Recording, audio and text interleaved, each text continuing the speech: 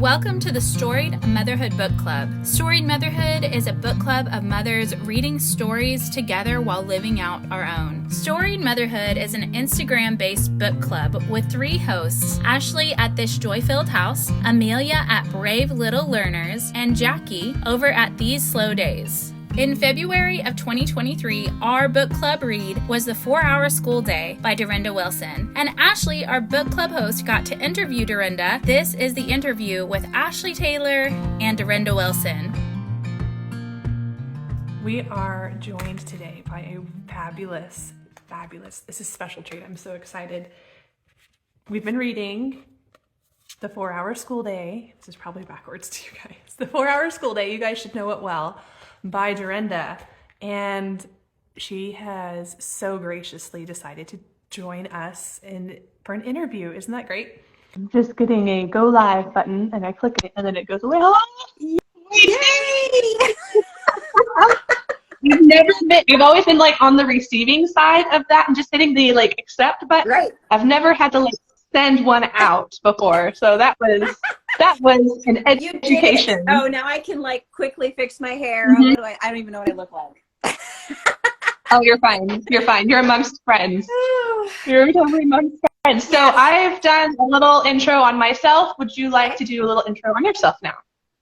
Well, I don't know what you said, so. I just said, I'm Ashley Taylor. I'm from This Joy-Filled House. And then I said, like, how the Storied Motherhood book club came about. Okay. All right. So if you read the book, you probably already know this about me, but I've been married to Daryl for 33 years and we have 8 kids born from 1991 to 2004. I'm still homeschooling one. Homeschooled all of them from the beginning. So, yeah. So, and I don't know, that's my main thing. And then I wrote a few books. So that was fun.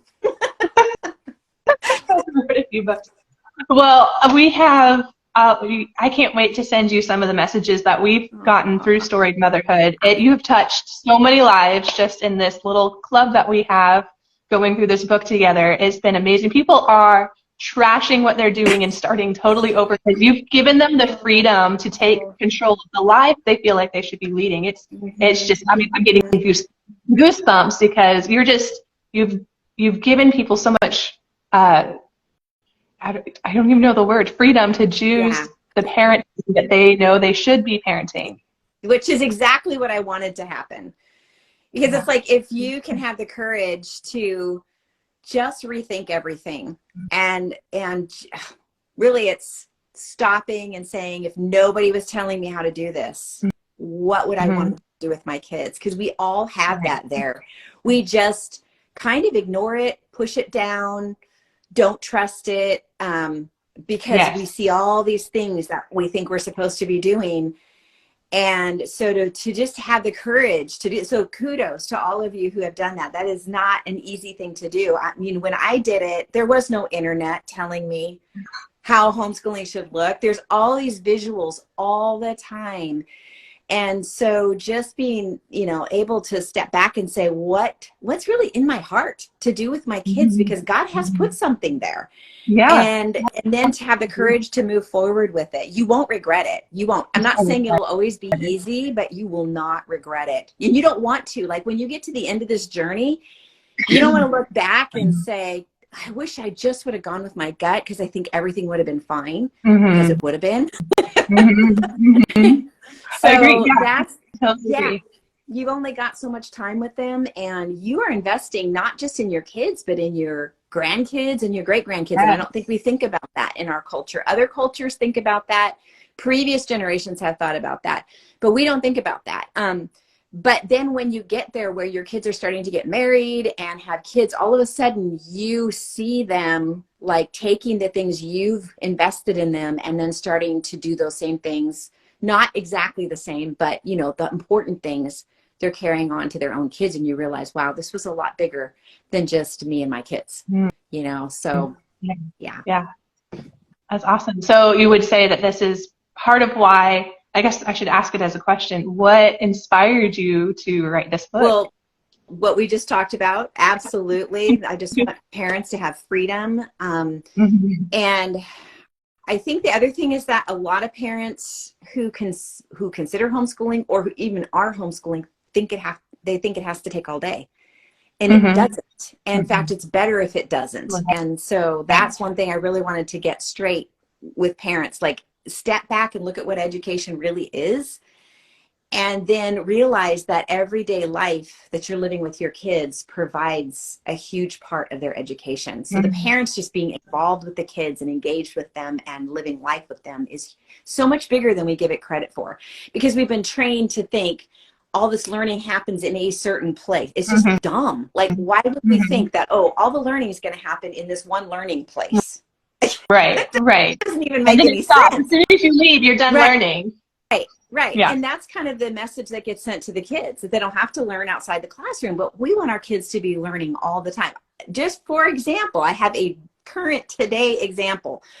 Our 20-year-old daughter, so our 23-year-old son is downstairs. We've got an unfinished basement and he is framing the basement to finish it out.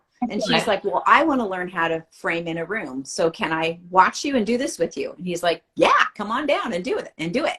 So, I mean, this is what my kids do all the time as adults. They're always like, well, I didn't know how to fix my dryer. So I just got on YouTube and figured it out. You know, it's that problem solving, critical thinking. And it's just so much fun to watch them. Can I tell one more really funny story? Please do. We're here to hear you. So please do.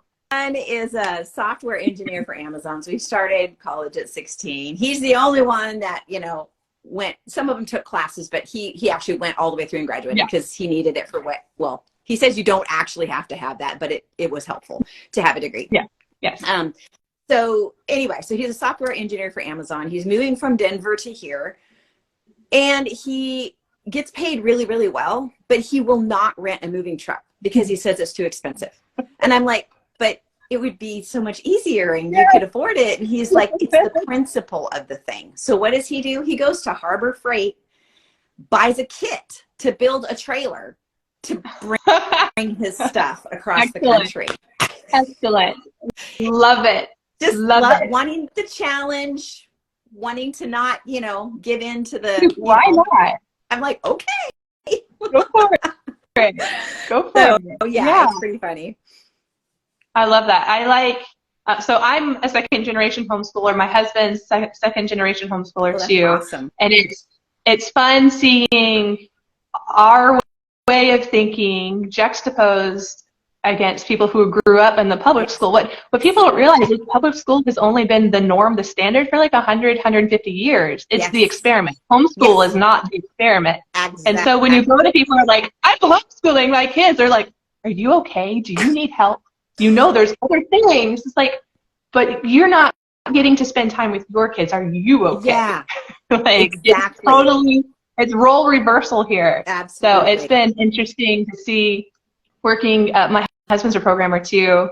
He would have appreciated a college degree, but you know what? He taught himself his first programming language in 3 months, and then has added languages to that, and now he's a business owner. So he takes it off. And you know, our drive just broke recently, and YouTube didn't fix it. So, and that's what I love is figured out it's not fixable. Exactly, and that starts out at home when something breaks down, and we don't just instantly, you know, just call the repair guy and don't engage our kids at all. Like, okay, the dishwasher's broken. Okay, what do you think's going on here? This is what is happening. This is what is not happening. And then let them come in, even if they don't solve the problem. And we realize we need to call a repairman. There was all this problem solving and critical thinking that went on. And boys, especially, they're super competitive. So they're like, well, I think it's this. Well, I think it's this. You know, you can totally play on that. And they are just, to this day, just today, 2 of the boys were out in the front. So we've got 2 downstairs. One is 22, the other's 24. They're framing stuff in. One is a plumber, so he's working on the plumbing, but they took a break on the front porch, and our 20-year-old daughter sat out there with them, and she goes, Mom, it was an hour of we talked about everything from theology to relationships to work to, you know, she goes, I love it. I love it. I like that. It gives me, I have a 7-year-old, a 6-year-old, and a almost 5-year-old. And so we're in the play for 5 minutes, then bicker for 5 minutes, play for 5 minutes phase. Right. So it gives me hope as a mom of littles that that relationship is possible from that. Well, and this is the funniest part of it. Those 2 boys, I literally thought it will be a grace from God if they don't kill each other before they become adults. They had so many struggles growing up. They're very polar opposite in personality. And I mean, I was really like, I don't know if they're ever going to have a super great relationship, but they do. They are such good friends. And so all that work you do, working through those relationships and making them a priority in the home, totally worth it. Like, it is not an obstacle. It is an opportunity. And it just yields these amazing results for the rest of their life. Like, yes, we're investing for this, 10, 15 years of working on these relationships. And sometimes it feels like every day, several times a day. But it pays off. It totally pays off. So totally worth it. That's seriously, it's heartening. I'm autistic and ADHD. We have the spectrum at home. So, and they're all undiagnosed at this point, but we call them the neurospicy. Right. They're very neurospicy. And so just having the freedom, the permission almost to set aside traditional bookwork and focus on, we're having a meltdown about bananas right now. Right. This one is too green and we want bananas right now, so let's talk about it. Right. And having the capacity for an hour of meltdown relationship work. Right. You've got to have that margin in there. And it depends on the family. Some families need more margin. And you have to trust that God has wired your family a specific way. And so that if you're not covering as much in a day as someone else might, that he's got your back on that, because you're prioritizing according to his priorities, and he's not going to not bless that, and that's what we had to do. Is we had to, like, we have all these boys, so there was a lot of adjusting homeschooling to be more, a little more freedom, a little more being outside, a little more, and we just need to, and with boys, when you're resolving conflict, well, sometimes I just let them duke it out. I did. I said, here, you guys have been tense around each other for days, and I'm tired of it, and I think you're tired of it, so let's just do this. Let's get it done. So I took a car mat from Costco, those car mats, I flipped it over. We had these boxing gloves that we had bought at a yard sale. I said, put these boxing gloves on, and I'm going to give you 5 minutes, basically, to beat the tar out of each other. So go for it. I mean, this is not conventional. Nobody would put this in a parenting book. But not in public school at all. It was totally the Lord, leading me. And so they go to the middle, they start, and they just ended up wrestling and laughing. And it totally broke the tension and took that, whatever it was that was in the air, because boys are just very physical. And we as women, we need to be careful as moms not to put femininity on our boys. They're not made to sit around and have massive amounts of conversation. Some boys are, and some, as they get older, they're better at it. But I'm telling you, there's a lot of it that's just, there's something about boys. They need that physical element. They do. Have to do that physical element is, and they come away from it, where girls, if we physically fought, we would not be friends anymore. Exactly.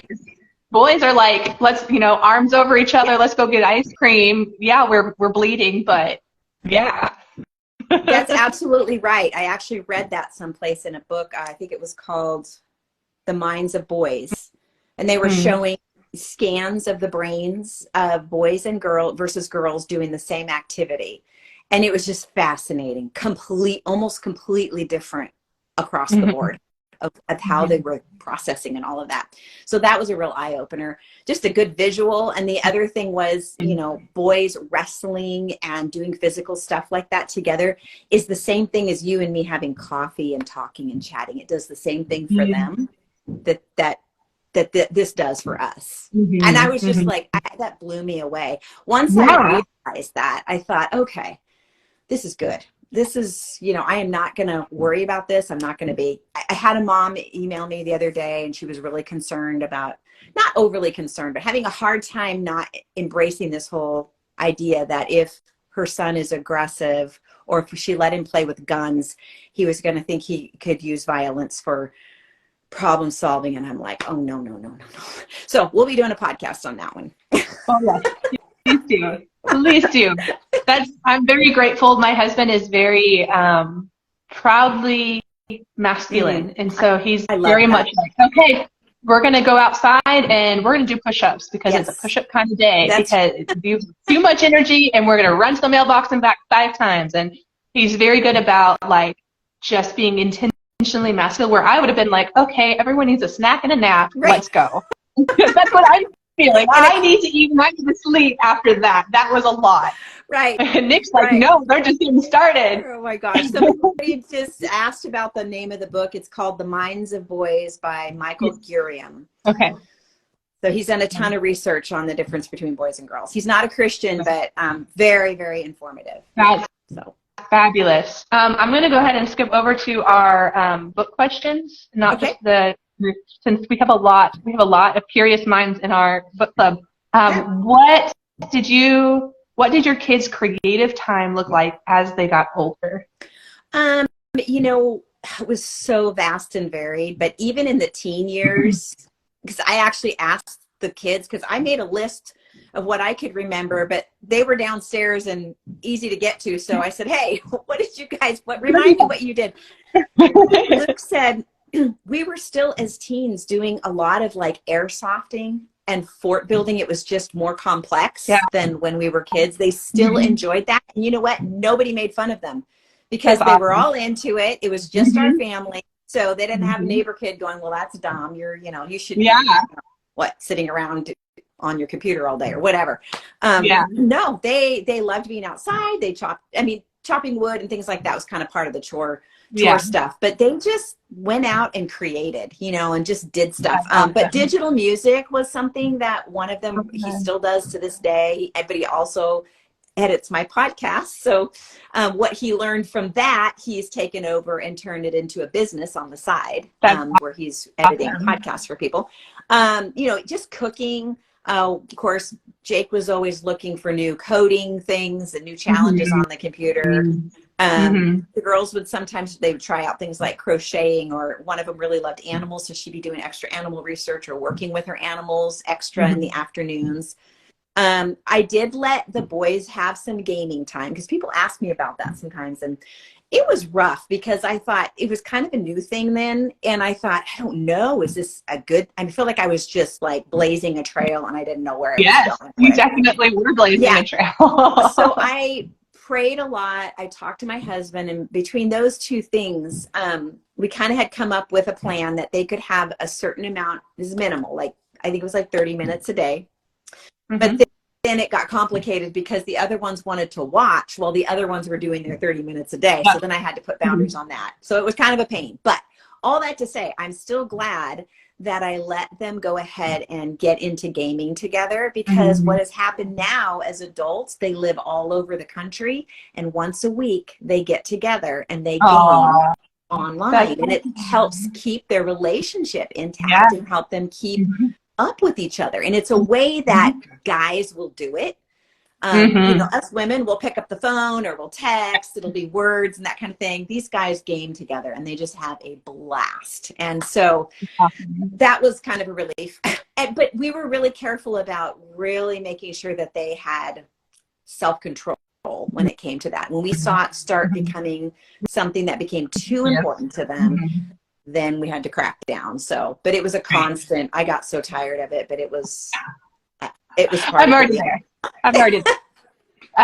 So that brings up a very interesting point. So my husband and I grew up on the receiving side of our parents learning about, screen time and computers and games. I grew up where we were primarily outside. We had the 13 channels on TV. If you didn't like what was on TV, sorry, too bad, go outside.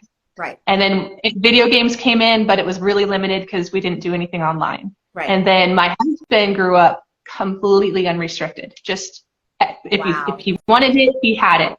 And he went through addiction, and he had to grow through that. And thankfully, you know, God released him of that addiction. But now it's made us both, coming from both polar opposites, we have this mindful middle ground where we do about 30 minutes a day, where, you know, things have to be done before the screen time is there. It's a privilege, not a necessity to life. Right. So sometimes responsibilities come over our privileges, and talking through that. There's new science out, and it's not super new, but it's newer within the last maybe 5 years, where there's studies on neurodivergent brains and screen time, and it helping them keep calm, helping them find stasis. And we've seen that play out true with one of my more severe guys. He finds stasis through that. He can calm himself through that, and then he self-regulates. He puts it away, and he's ready to go on with his day. And so that makes perfect sense.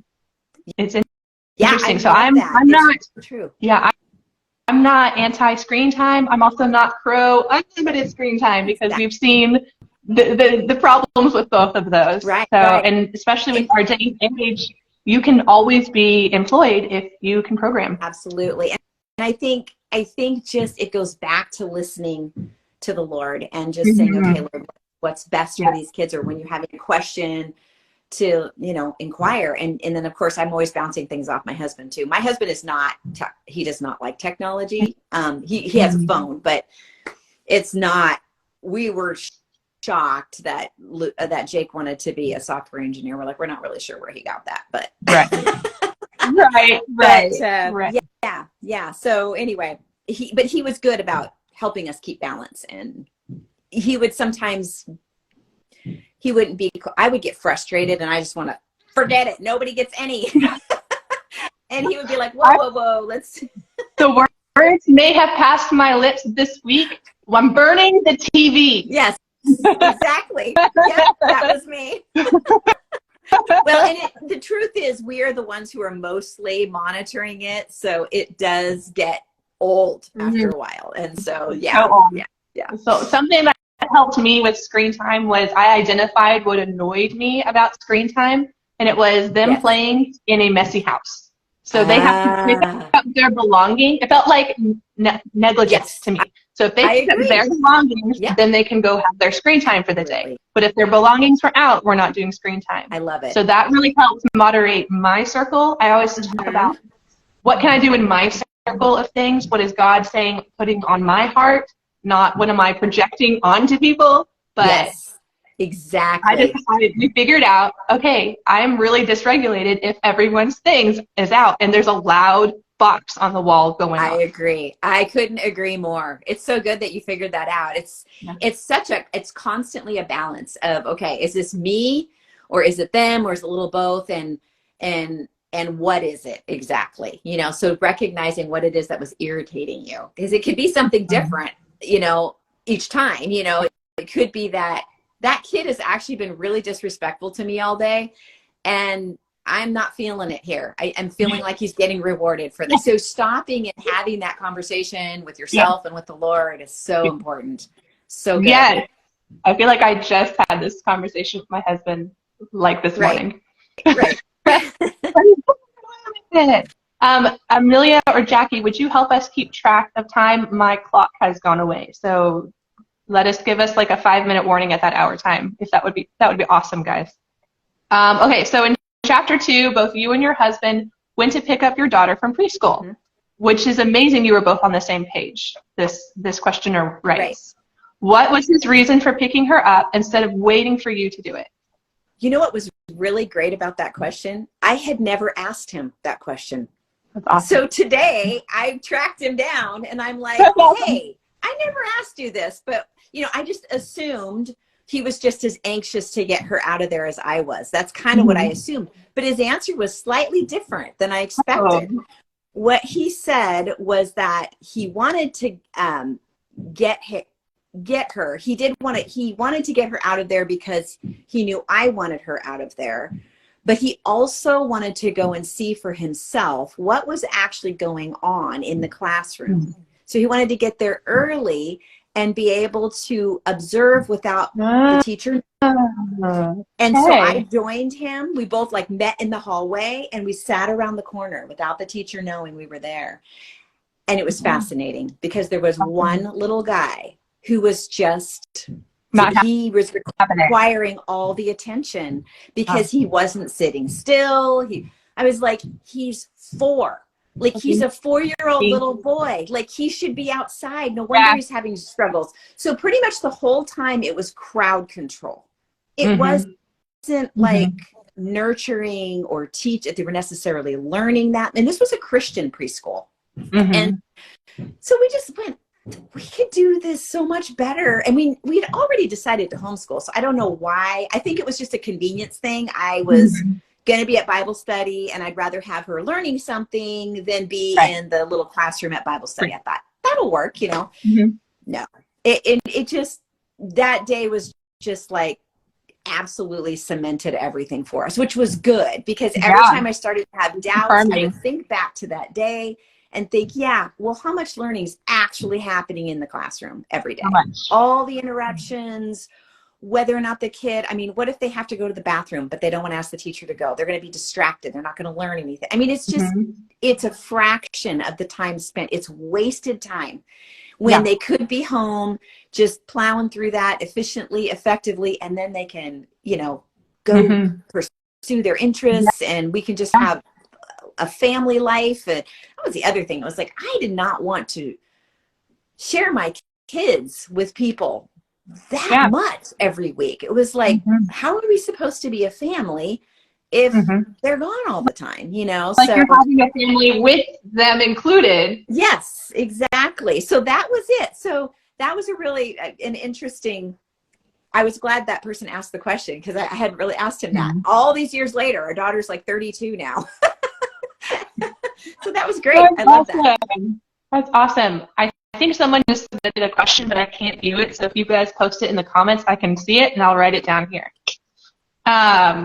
So the next question, I'm loving these questions. These are fabulous. I really love how you didn't push your kids and you let them make kind of their own learning choices. What was your secret into trying to not be too overbearing, to step back and to let them learn at their own pace?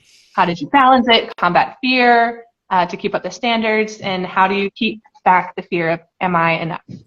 That's it. Okay, well, I think that keeping a balance involves a certain amount of directed learning time and a certain amount of self-directed learning time. So I slowly eased them into schoolwork as I felt like they were ready. And then once they were doing, you know, reading, writing, and basic math on their own, they would do that every day. That was just expected. Those were non-negotiables. But the other subjects, like history and science, I let that be more self-directed. And I had good books laying around. You know, they ask questions. If stuff just comes up, you know, they would watch Cracked Creatures. They would watch The Magic School Bus. They would watch Liberty's Kids. My childhood. Yeah, and so they would do these things, and then we'd have these conversations, and something would spark their interest, and we'd go to the library and get some books on that. And just the main thing was that it was their thing, and I wasn't owning it, because if I turned it into a project, they really wanted nothing to do with it. So I let that be self-directed, because I thought, you know, when I was young, I don't remember anything about history or science from elementary years except what I was interested in. That's it. Right. And so I thought, I don't think it's going to hurt anything for them to just do things as they're interested. And, you know, sometimes I would buy a science kit. I'd be at a yard sale and I'd be like, oh, that looks like fun. Here, kids, you want to do that? And let them figure it out. And that was great. And they would maybe do something completely different with it, but I don't care. They're still having fun and figuring things out. So that was fine. And then when they got in high school, they did more formal stuff, and they were able to connect the dots of all the things that they had been interested in and picked up on through the elementary years when it came to science and history, which I found this really fascinating. When our second daughter because they went to a parent partnership program once a week and took extra classes, just extracurricular classes. They didn't do their school through there. Their core stuff was done at home. But never really had much in the way of formal science. And she was just into high school. She had done some stuff, but definitely not. She takes this test because in order to get their diploma, they had to take the state tests. And so she takes this test. She like rocks this science test. And we like had no idea that she knew that much about science or that she picked up that much along the way. Amazing. It surprised her. And so, but it was just such a testimony to just how living a full life with your kids, just automatically they learn so much. And so it was just really fascinating. So the balance for me was directed learning in the morning. And if they were kindergarten, first, second grade, we're talking like maybe 30 minutes, maybe an hour. And then it grew as they got older. And then in the afternoon was more self-directed learning. And this person asked about combating the fear of keeping up to the standards. Here's what I did. I did not read any homeschooling books. I didn't. I just told myself, if I read these books, it's going to mess with my head.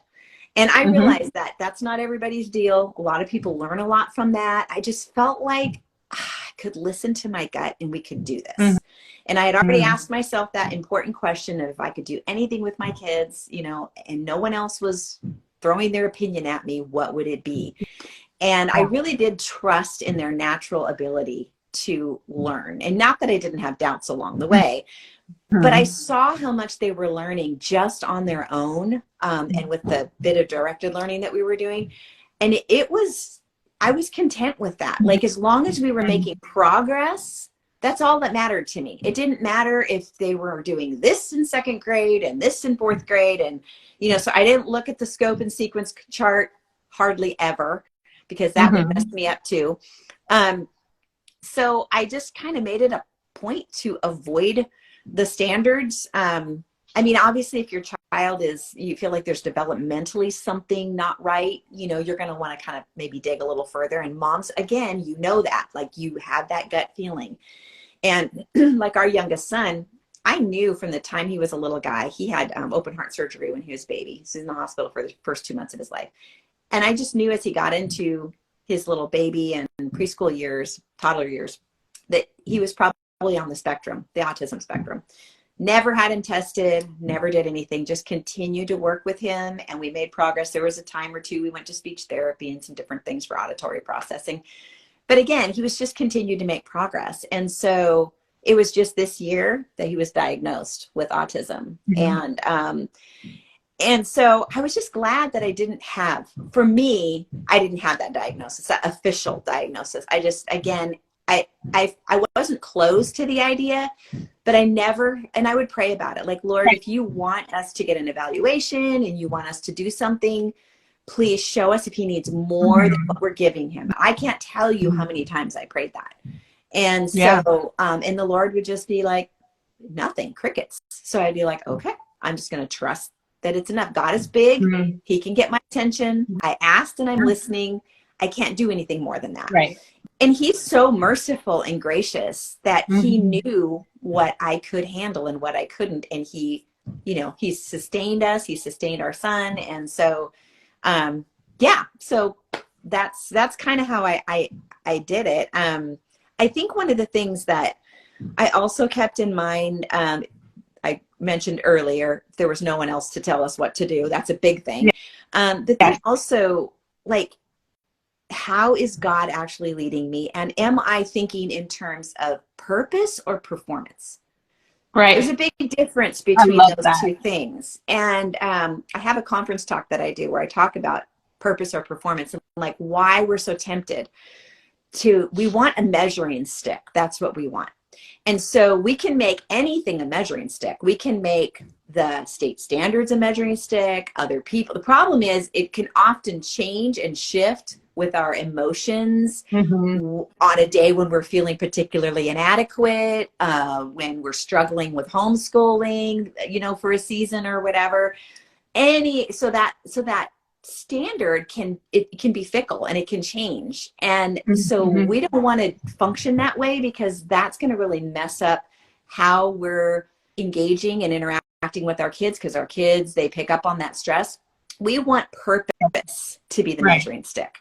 So as we're going through our day, like, why are we homeschooling? And well, you know, you have to know kind of like, what are your whys? And are those whys happening, but maybe just not happening through curriculum? Maybe today they're not happening through, you know, formal curriculum. They're actually happening through real life. So-and-so fell out of the tree, broke his arm. We went to the emergency room. Now we have a learning opportunity, but it's just not in a book. Fell down, got a concussion, 7 hours later, still in the hospital. Exactly. So you're thinking in terms of purpose. You're thinking in terms of, what is education really? And what is God bringing into your life that particular day? A lot of times it's out of our control, whatever it is. Kids wake up sick, or, you know, it can be anything. And just to be able to step back and say, all right, the challenge is always, okay, do we need to be disciplined and go back to the book work? Stay focused on that? Are we letting ourselves get distracted? Or is God calling us a different direction today? And so that's something you have to figure out as a mom. Like, nobody can do a checklist of what that means for you. It's it's leaning into the Lord. It's trusting that He's going to lead you through the days and help and direct your homeschooling. So really, it's about letting Him direct it and having that kind of purpose each day. Yes. And I think I've talked about this before on my personal page. I think I have a blog post even about it from my crusty, dusty old website that I haven't even touched in a while.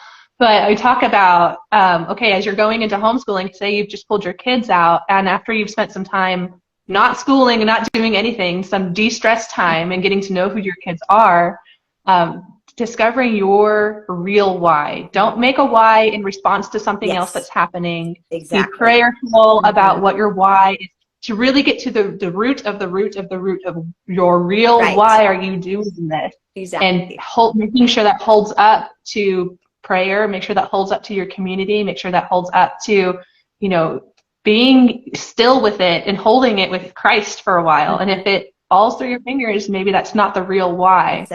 I find a lot of moms now is their whys are in response to what's happening in public schools, or it's in response to something that's happened in their lives. And then when that finally crumbles out from underneath them, they feel like they're free falling. And it's like, you have to have a firm foundation so you can always fall back on your why. You are always going to fall back on that why, because you're going to have the tough days. People, second generation homeschool people who have lived that life their whole time will have the rough days and say, maybe public school wouldn't be so bad. So like you said, having that why, having that balance, the purpose over performance, all absolutely wonderful. I need a shirt, purpose over performance. Yeah. And what you're describing too is actually just a reaction to something. There's different to react than to respond. I feel like reaction is like what you mentioned, where we're like, oh, it's fear-based, and it's motivated by fear and feeling inadequate and all these negative things. And God is saying, no, I have more for you than that. Like, you can, you're absolutely right. You have to your why has to be able to stand the test of time. Sorry about all the noise. They're cutting concrete down there, if you can hear them. I can't hear it. Okay. I was like, okay. So I've got most of my kids out of the house, but the day that I'm on here, they're all downstairs making noise. My in-laws live about 100 feet that way outside of our house. This is my outside wall right here. So they live about 100 feet that way. And that's where all of my kids are right now. I was like, can you keep my kids for like an hour? Thanks. She's very gracious about it. Okay, so what was your simple approach to homeschooling? Did you do language arts and math? And then I think we already answered this one really well. Kind of did, yeah. The directed learning was just your 4 basic things. Right. And then self-directed was in the afternoon after our rest time, and we would. Yes. Yeah, we did. Yes. And I think it's worth mentioning to kind of tie those two together. And what you were saying even above that is boys take longer to do those things. Yes. Period. Yes. They're not ready. They're not ready to hold pencils. They're not ready to sit down and try to read. And waiting it's like potty training, waiting for them to be ready to potty train, waiting for them to be ready to read. Yes. It will not kill the joy for them. If you force them into it, it kills the joy, especially for boys. Yes. So yeah. And because they're kind of born leaders, they really, really need to own it. Like girls will do stuff because they care about the relationship with us and they want to tend to want to achieve. They want to be the good one. Yeah, exactly. And they, they're just more relational, so they'll want to tend to want to please more. Boys, it's more like it's them or it's nothing. I mean, and that's good. That's a wonderful, wonderful quality to have. It's that's just a quality we need in the adult world. Absolutely, yes. So we don't want to hinder that. Right. So do you have perfectionistic tendencies? And if you do, how do you set them aside as you homeschool? Honestly, I think the biggest thing for me was watching my kids. Like, how are they responding? Like, if they're hating this and they're miserable and they're hating learning, I mean, that was more important to me than perfectionism. I wanted my kids to have a healthy relationship with learning. I wanted to have a healthy relationship with them. And so that's probably the biggest thing that helped me have the self-discipline to say, we're not going to worry about this, So, I mean, really, I think it came down to just loving my kids more than I loved my perfectionistic tendencies. So, I'm not perfectionistic at all, but I like to complete things. I like it when it's complete. I like to complete the set, complete the book, do that. And it's hard. I have to take a step back and say, okay, we don't have to complete the book. If we're moving on, we're moving on. Right. And so I think we've gone through like 4 or 5 language arts programs just with my first, because he's like, I'm bored of this. Let's move on. I figured out the formula of how to answer all of these. I'm not actually reading this anymore. So let's move on. And I'm like, okay, we're moving on. Here we go. Yeah, I think that's a big thing too. I love what you're saying there, because I hear you saying you involve your kids in the process. Like, okay, is this working for you? And not that they're not in charge. Ultimately, it's our decision as a mom, because there's sometimes we're going to have to say, no, you do need to complete this, you know, and that's okay. But I think when they're, when it's just really not working, you just see them disheartened. I can't stand that, seeing them disheartened, discouraged, feeling like they're dumb. I mean, you can read your kids and you kind of know what's going on inside. And if you don't, like, if you need clarity, which I did this quite often, I just have that conversation with them. Like, how is this working for you? You look like you're really not enjoying this. Like, not just one day, but like every day for a while. So what is it about it that you don't like? And is there anything about it that you do like? And then you start to get more of a feel for what's appropriate for them in terms of curriculum and how you're going to approach that subject. And it's actually not rocket science. It's just working with your kids. I mean, knowing them, being a student of them, respecting them to a certain degree. I think a lot of parents go into homeschooling with this idea that you have to be the teacher. And that's so messed up from the traditional school. They call it traditional school, but like you said, it's only been 100 years. And it's a failure. But still, it's all we know. Like, it's all we know. So we think, okay, this is how we learn. Teacher gets up, teacher talks, student takes in the information. That isn't actually how it works. It doesn't work well. It works for a small fraction of kids who love that, but it is a fraction. Most kids don't learn that way. They don't learn well that way. And so the whole idea of, forcing something down my kid's throat that clearly isn't palatable to them, I'm just not going to do it. And, and that's on me. I'm totally responsible for that. But yeah, I wasn't willing to do it. So. Yes. And along the lines of forcing it down their throats, something that has been a game changer for us is food.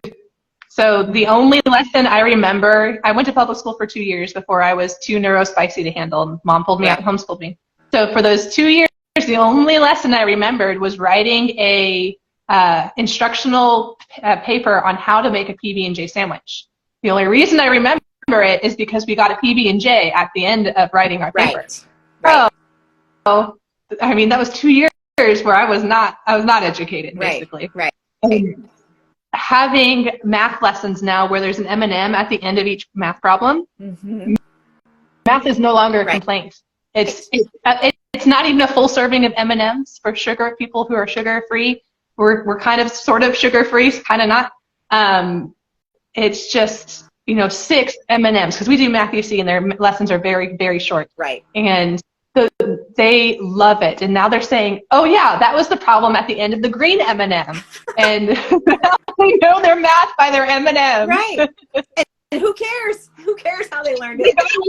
Got it. Their goal, both of my sons, their goals are to be electrical engineers, and so I said, "Okay, that's math heavy, so you need to pay attention in your math classes." Right. And just having that having them understand, even though they're 7 and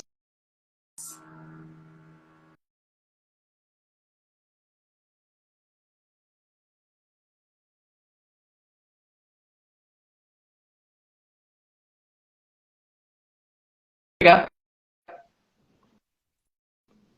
I think I froze. Can you hear me? Okay.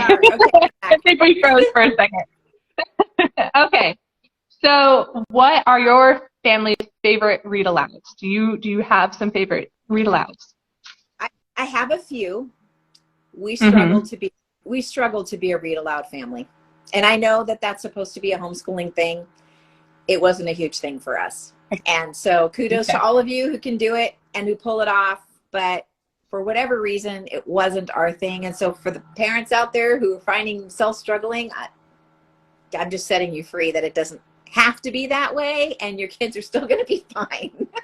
We're not Nature Journal family. We are not a Nature Journal family. Right. I have released us from that. Yes. We are not a Nature Journal family. Exactly. And that's just stuff you figure out over time. You keep trying to go back to it and it just doesn't work. But there are a few that we read that we enjoyed. One of them, I couldn't remember the title. It was really a cute book. It was, I don't know, had something to do with rabbits. And it was, I don't know, it was a cute little fiction book. But we enjoyed some of the YWAM series, the biographies, the Heroes of the Faith.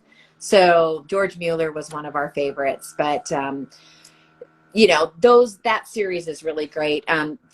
We also enjoyed a book series. Well, it's not a series, but it's 3 different books by the same author, Created for Work. Because I have boys, they loved it. So, and it's kind of written to boys. So Created for Work, Boyhood and Beyond. And then Practical Happiness, we're talking about contentment. And those were directed specifically to young boys. And so and the girls actually enjoyed them too. So those were some of the ones that I know that we read out loud that everybody loved. So. Awesome. I love those. Going on to moms, what book would you recommend to every mom to read? Well, it depends on the topic. Right. I am a big fan of reading books that for solid theology. So I love A.W. Pink. He wrote The Sovereignty of God and the Attributes of God. Those are 2 of my favorite, just really foundational books. So those are a couple. And as far as homeschooling goes, I loved Better Late Than Early. So out of the homeschooling books that I did read, that was one I read really early on, I think even before I had kids, by Raymond and Dorothy Moore. And I think they have a few more as well that I probably read, but I really enjoyed them. And a lot of the way that I approached homeschooling came from their writings. And That's then awesome. I also really enjoyed a short little book called How Children Learn by John Holt. And then that's a good one. The book Dumbing Us Down by John Taylor Gatto. If you need any more encouragement not to send your kids to school, you'll remove that temptation if you read this book. Plus, oh my goodness. Also, it really helps you look at, how we approach teaching and learning with our kids and how by the time you get done reading that, you go, oh yeah, homeschooling is the perfect scenario for real learning by the time you get done with that book. So it'll take any taste you have for the public school classroom out of your mouth. Yeah. Yeah. So, I yeah. get it. And the last two authors are not Christians, but really, Mhm. really informative. There's a lot of good information there. Compelling, very compelling. Yeah. I've heard both of those recommended many times, and I think my mom has read either How Oh, Children she probably has. Learn or Dumb Down, so one of those, and was really compelled by it too. So awesome, awesome books. Okay. Was there a key feedback statement or conversation, etc., positive or negative, with your older kids that affected your perspective as a homeschool mom for your younger kids, leading to adjustments, course corrections, that kind of stuff? I think it was many conversations, Mm-hmm. listening to their input on learning, and then respecting what they had to say, and then Mm-hmm. thinking of it in application to the younger kids as we went on. And also just seeing how much, because I gave them that margin and that freedom, how much they loved learning. And Mm-hmm. so, you know, and how much they were learning just from the things that they were doing every day in everyday life, even in pursuing their interests and, you know, doing chores and just living family life together. You start to see just how solid the framework is when Mm-hmm. school revolves around home life, not home life around schoolwork. So Yes. it needed to be the reverse. If when it got Mm-hmm. to the other, if it became the other, it just became disjointed and the peace left our home. And, you know, I think that was a big thing. You know, we really tried to set a peaceful tone in our home so that there was, it was a place our kids wanted to be. It was a Mm-hmm. place where they could learn easily because we weren't sweeping things under the rug. Things were going on, so there was stress or conflict. We dealt with it, you know, and then, you know, and then we moved on with our day. And so, Mm-hmm. yeah, so I think it was just listening, watching and listening, and asking Mm-hmm. lots of questions. Yeah, that's awesome. Our family metaphor is that we're all in a ship and we've set the course, and our star, our North Star is Christ, Mm-hmm. and we're going to follow that star, but it takes Yes, all hands on deck to run this ship. We all have to absolutely. clean this ship. We all have to talk about this ship. Like, and okay, your course along this course towards Christ, you want to be an electrical engineer. Okay, this is what that means. These are the storms you're going to Right. face. These are the waves you can expect. This is how you can prepare for this journey and going along that way. And this metaphor has unintentionally carried through as we continue this conversation with our kids of like, hey, you're going to run into some, territories where you're going to need some armor. And Right. we call this the armor of God, by the way. And Mm-hmm. here's how we put them on. Right. And talking about all of that and heading that direction. So setting a tone of peace in the home. I really identify that. That is, I feel like somebody looking in might say we have that, but I don't feel like that right now. That's because we're constantly multitasking in our heads all the time. Yes. Yes. Awesome. Okay. I see we have 10 minutes left.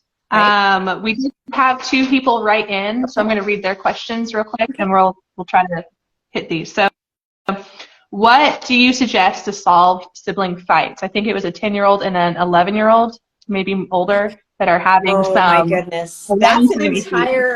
That's an entire podcast. I will just say that because there's so much. I'm not in your home. I don't know your children. I don't know their personalities. So that's really a tough question to answer. Mm-hmm. I think one of the main things I would keep in mind is make them both responsible for their part in the situation. Often in Mm-hmm. an argument, there's all this deflecting that goes on. Well, he this and he this and he this. And you must say, what are you responsible for in this situation? You know, whether it's starting the fight, picking the fight, or reacting to the fight, whatever it Mm-hmm. was, because it takes two to tango, right? Yeah. So that would be my biggest, most important thing is that you want them to own it. They have to own it or there's not going to be resolve. Right. Another thing that I saw happen sometimes is when a couple of kids would bicker, they would be bringing up stuff from the past. Mm-hmm. And I would be like, okay, I don't think this argument is actually about what's happening right now. This is about unforgiveness. There's Mm-hmm. something happening on a Mm-hmm. regular basis that hasn't been dealt with. So let's talk about that first, and Mm-hmm. then we'll deal with the other thing.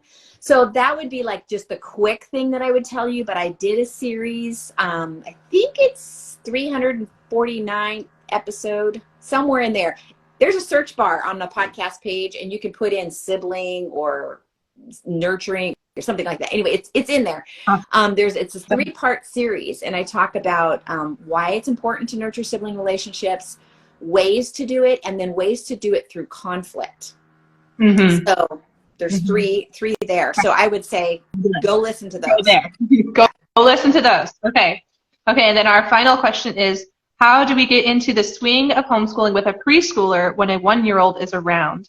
The son shows interest, but daughter interferes and they lose attention. Okay, so this is where I would train the little one in blanket time or something like that. And I think I did a podcast on that where you train them to sit on a blanket for 15 minutes. And it's a process because you lay out the blanket, you have toys on it that they only get when they're on that blanket. So it's got to be special. And and we'd start 5 minutes. Okay. I'd set the timer, and they're not really understanding, but they are. You have to just say, okay, no, it's blanket time. We're going to sit on the blanket, and then you're going to sit there, and they're going to crawl off the blanket, and you're going to bring them back onto the blanket, and you're going to do this over and over and over again until they start to get, and you hand them a toy. And you do this until they get the idea that this blanket is the boundary and I need to stay here for this time. That was one thing that I did. I also used playpen time where, okay, here's only toys you get only during this time. And then they're contained. It's a way to do it blanket time without the training part of it. So those would be my biggest suggestions. Also, just having specific toys that they only get to play with while you're working with the other one. You can, and it's possible maybe to snuggle with one while you're working with the other. It doesn't have to be separate. And you can train that other one to not interrupt and interfere. And this is just part of our job as parents. So the little toddlers, I see a lot of moms who tend to just let the toddlers run the show. They get whatever they want. And this is a bad start. You don't want to do that. Discipline is very, very important if your homeschooling is going to go well. Discipline is part of that foundation, and it's part of the process of homeschooling. So those little ones can be trained a lot more than you think they can. They're not stupid. For sure. So for us, we couldn't handle the blanket time. We have balanced boards because it moves. It's still a square. Right. They only came out when my oldest had to focus on something. Yes. And then otherwise we've sent them outside. I know 1-year-old's a little early to send outside by yourself, but my preschooler at the time, we would sit outside on the back porch while the 1-year-old went off and safely explored the backyard. Some of the neurospicy in us needs that element of movement. Sitting on the blanket was a little too much for us. We are now doing it later, though, now that the logic has come back into their brains, that they can logically understand, hey, I need to be able to sit down to do this thing.